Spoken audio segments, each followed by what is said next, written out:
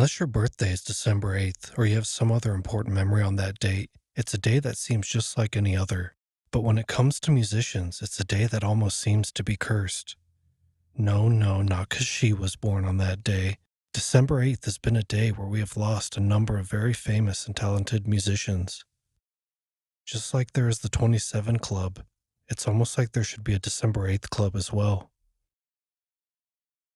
John Lennon doesn't need much of an introduction.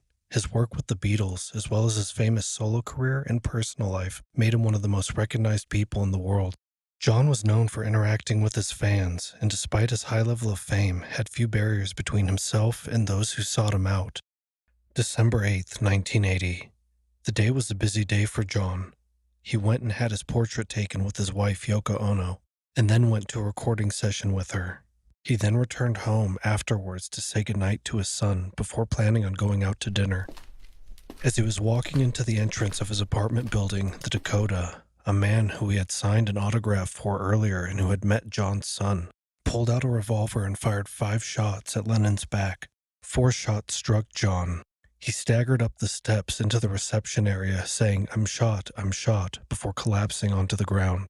Employees of the apartment tried to render first aid, but after seeing the extent of his injuries, knew there wasn't anything they could do to save him. He was pronounced dead after a team of surgeons attempted to resuscitate him at a nearby hospital. The shooter, Mark David Chapman, dropped his gun when confronted by security and pulled out a copy of The Catcher in the Rye and sat down and started reading it.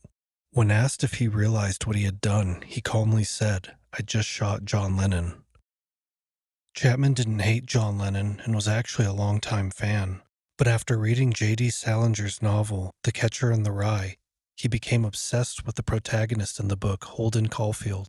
Holden is known for hating anything that he thinks is phony and speaking out against them. The motive is believed to be based on Chapman feeling like Lennon was being hypocritical or phony by preaching these messages of altruism and selflessness, but in reality having all this money and living in luxury.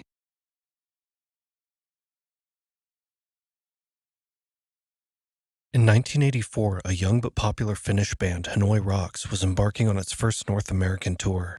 With them was 24-year-old drummer Nicholas Razzle Dingley. Razzle, who was the newest member of the band, was excited for the opportunity to be part of the first Finnish band to chart in the UK, a band that seemed to be destined for mainstream fame.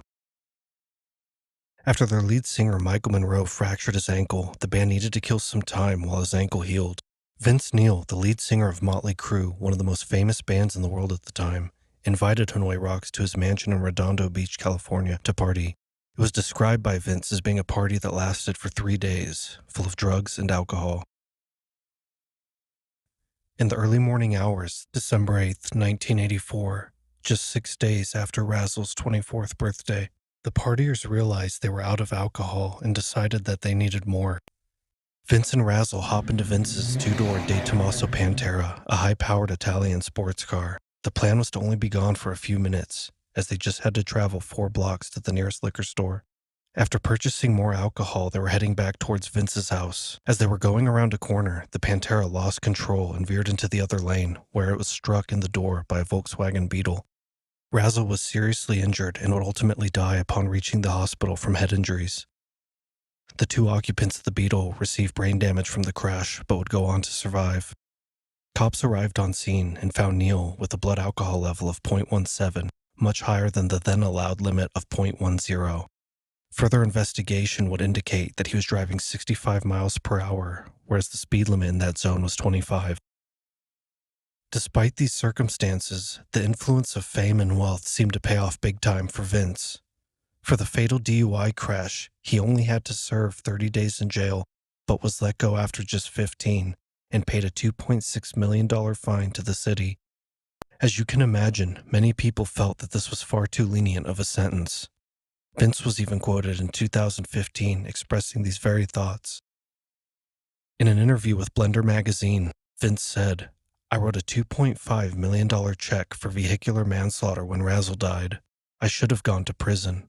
I definitely deserve to go to prison, but I did 30 days in jail and got laid and drank beer because that's the power of cash.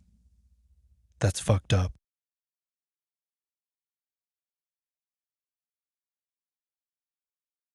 Pantera is one of the most famous and iconic heavy metal bands of all time, who remain to this day a popular and controversial band. They were popular for multiple reasons, but for many it was their guitarist, Dimebag Darrel, who gave the band their instantly recognizable sound and energy.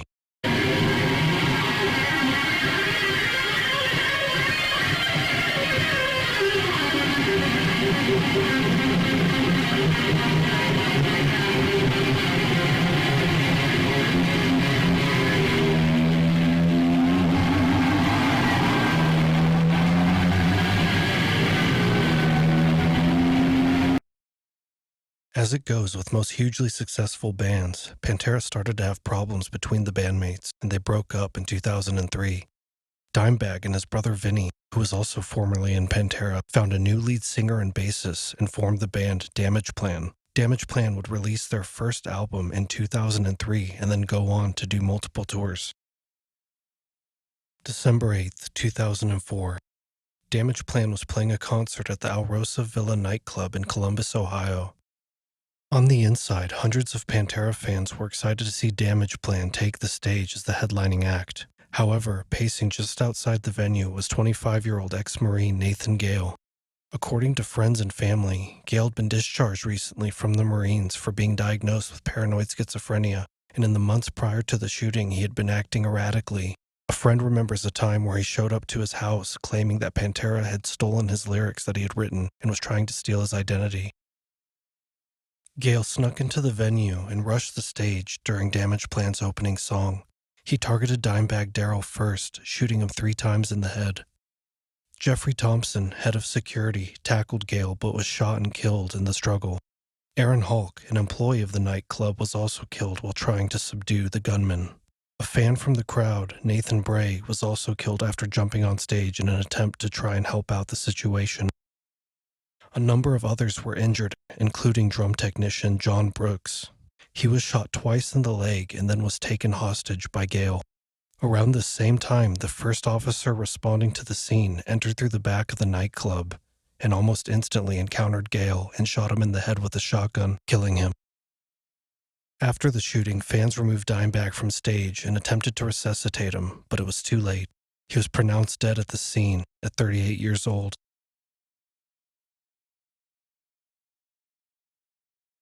Juice Wrld was a young and talented rap artist who had just been catapulted into the mainstream stardom by the success of his music.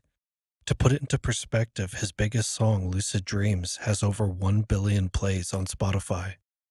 In an era where rap artists are known for their lackluster lyrics and mumbling, Juice Wrld was a breath of fresh air, bringing lyricism and fast-tempo rhymes to his music. Look at my jacket, it's V-long. Look at your bitch listening to Lucid Dreams. I know that shit is her theme song. I control that bitch like a remote. Run up on me, then I'm down to blow. All of my niggas, they gripping poles. Illuminati with it, cause I take a soul. Yeah, I go harder. Get a wetter than bottles of water. Talking stupid, I pull up on him and I else like I made you pull up in the Charger. After a highly successful year, it seemed like Juice Wrld was at the beginning of a very long and prosperous career. December 8th, 2019. Just 6 days after his 21st birthday. Yes, he shares the same birthday as Razzle. He was flying in a private jet from Los Angeles to Chicago. Law enforcement was waiting for the plane to arrive after being tipped off to the possibility of drugs and guns being on the plane. After realizing what was going on, Juice Wrld, according to those who were with him, swallowed a handful of pills. Shortly after, he began convulsing and seizing. 2 doses of the opioid overdose medication Narcan were administered, and he was transported to a nearby hospital where he was pronounced dead. The toxicology report found toxic levels of oxycodone and codeine in his system. With such a bright career ahead of him, it's a shame he just didn't take the possession charge or try to hide the pills somewhere.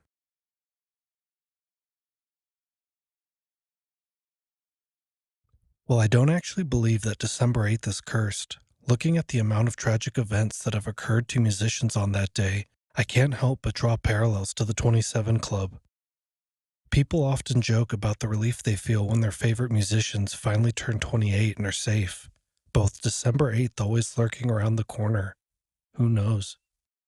Anyways, if you made it this far in the video, thank you so much for watching, I really appreciate it. I will be making more content like this, so consider subscribing. Peace out.